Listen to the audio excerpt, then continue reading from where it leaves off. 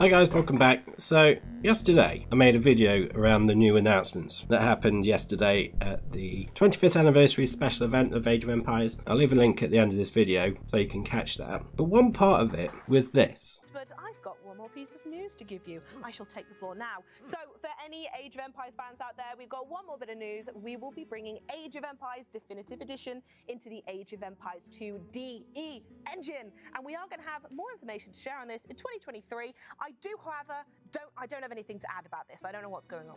So there was some sort of little, kind of like a mini announcement that something was happening to AOE1, that it was being moved over to the AOE2 game engine. Now, that was all they said.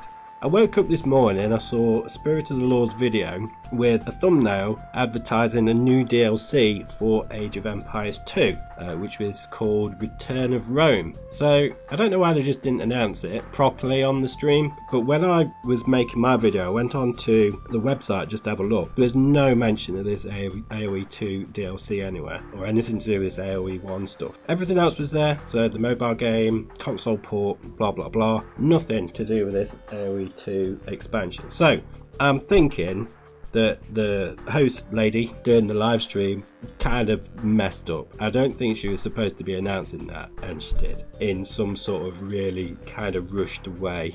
It's almost as though she started talking about it and someone in her ear was like, no, stop, shush. And that's why I think I couldn't find anything online on the website. I think she kind of made a mistake there. And then suddenly, you know, a few hours later, I'd already gone to bed by this point, but a few hours later there was an official announcement of the game. So yeah, I don't think that announcement should have or was planned, which I find quite funny, to be honest. But more about the DLC.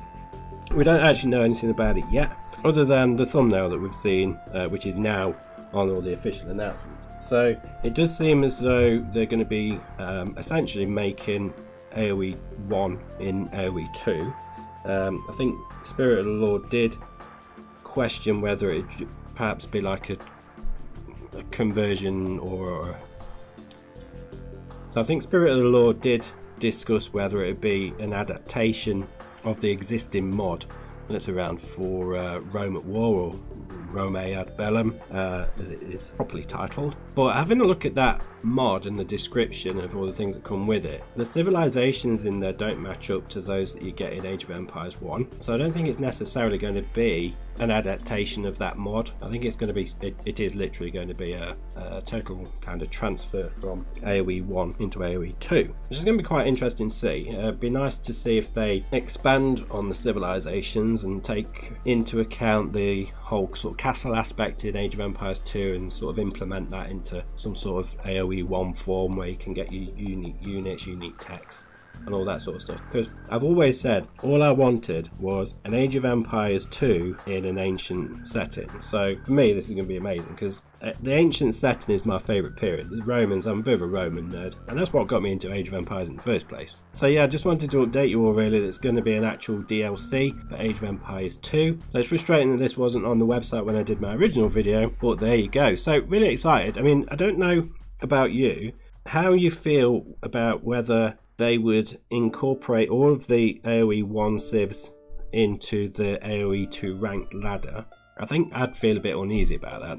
Not necessarily the fact that we'd end up with over 50 different civilizations to play on the ranked ladder, but more from the perspective of it just feels a bit wrong having Romans versus the Teutons or something like that. So it'd be nice, I suppose, if they kept it separate from Age of Empires 2, but then it makes you think, well, why should I spend money on a expansion for a game that's probably going to have very little player base in terms of the multiplayer ranked ladder, because everyone will play it for a bit and then go back onto the main normal ranked ladder. It's not going to be a lasting thing when you can just download the Rome ad Bellum mod. So yeah, kind of a strange one. Let me know what you think in the comments.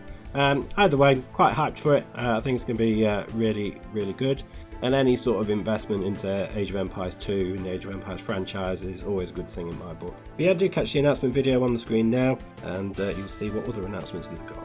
Cheers, see you on the next one.